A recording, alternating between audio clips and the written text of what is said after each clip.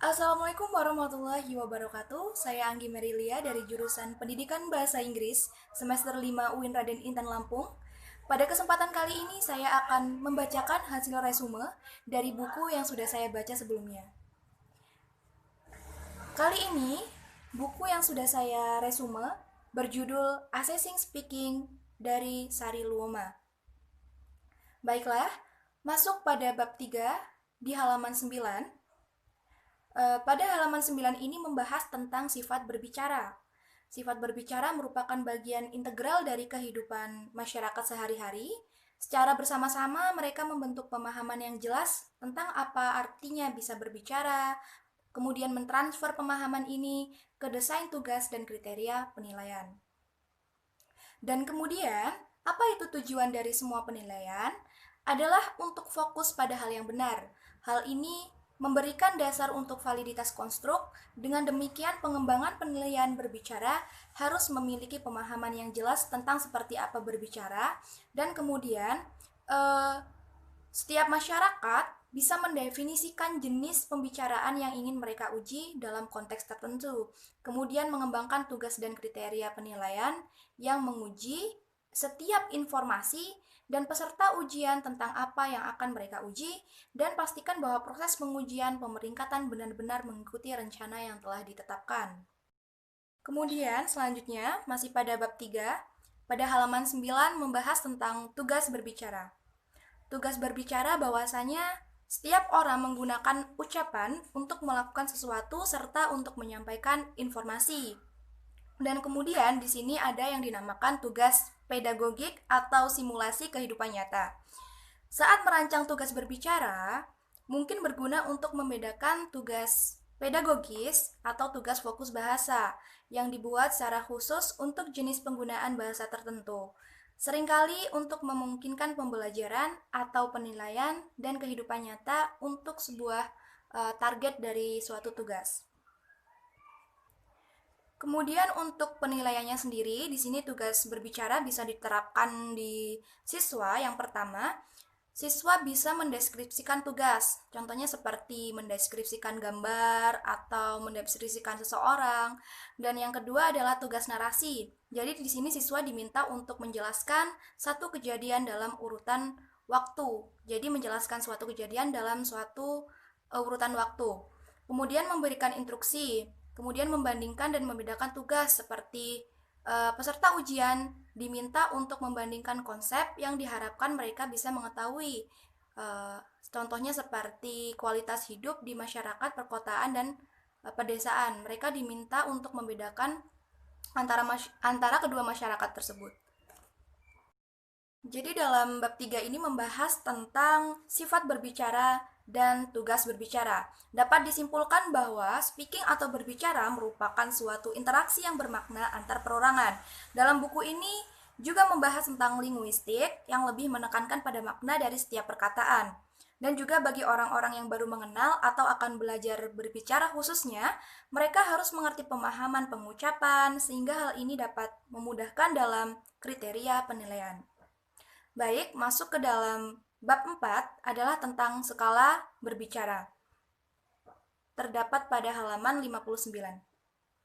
Skor berbicara mengungkapkan seberapa baik peserta ujian. Kemudian bahasa yang diuji, mereka biasanya berbentuk angka, tetapi bisa juga dalam kategori verbal seperti sangat baik atau cukup.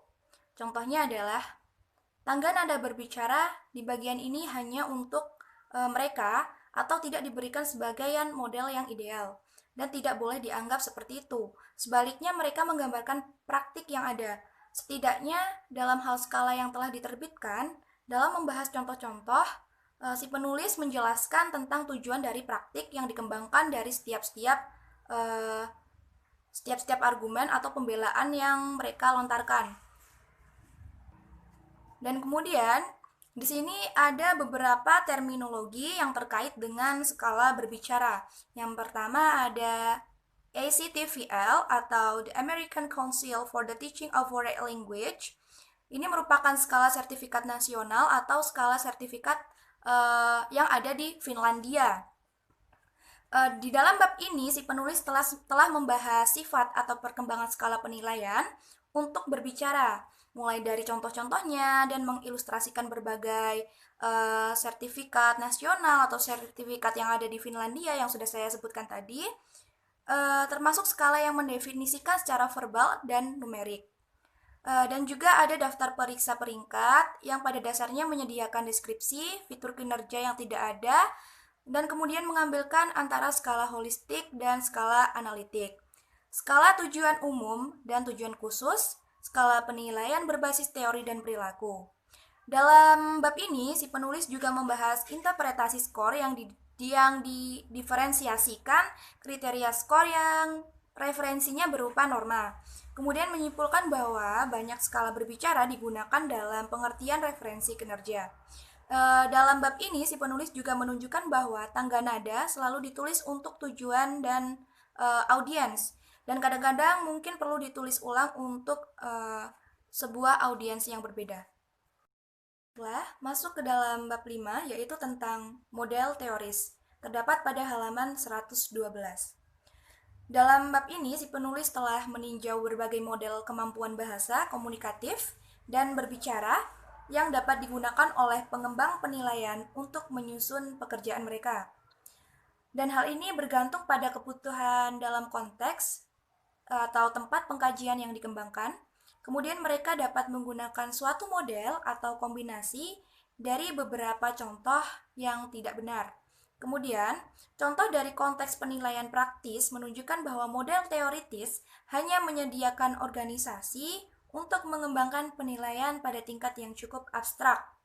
Aturan yang memandu konstruksi tes, termasuk definisi konstruksi dan panduan rinci untuk tugas dan kriteria penilaian, harus secara konkret dikaitkan dengan situasi pengujian.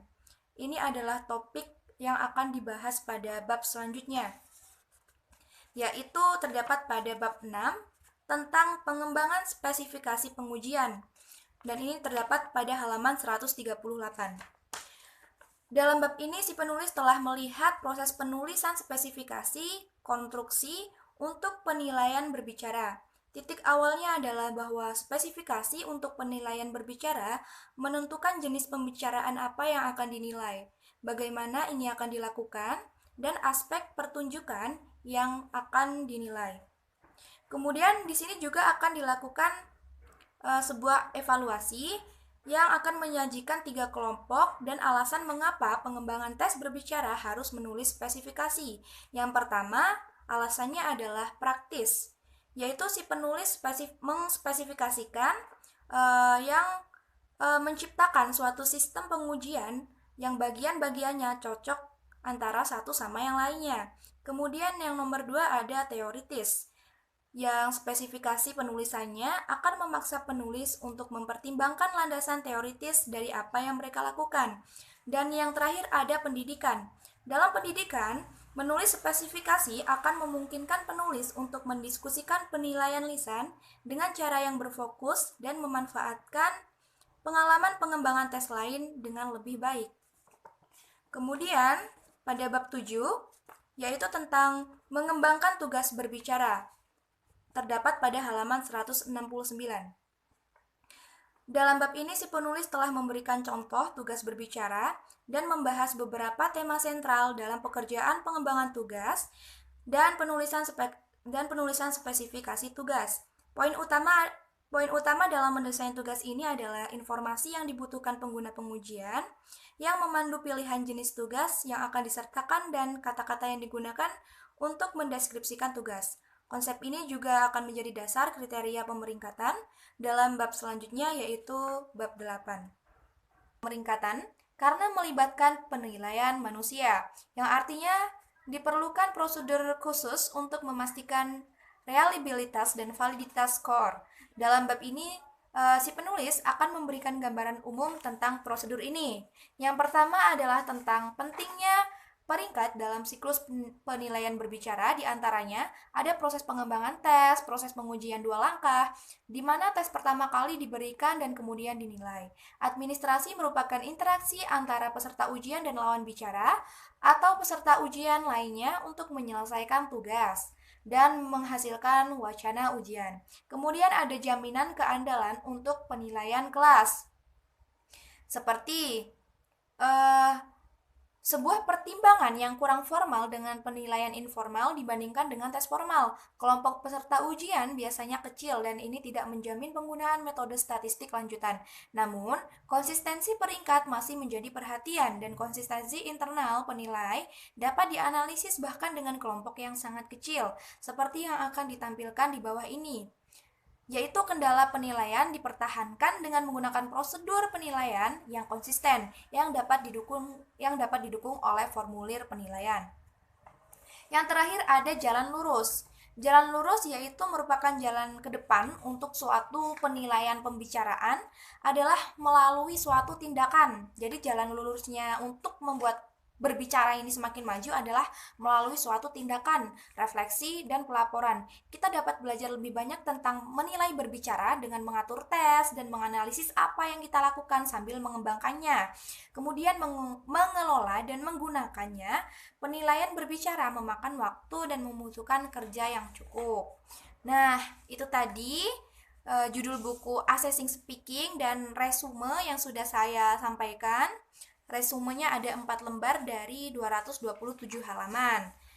Sekian, terima kasih. Kurang lebihnya saya mohon maaf. Wabillahi taufik wal hidayah. Wassalamualaikum warahmatullahi wabarakatuh.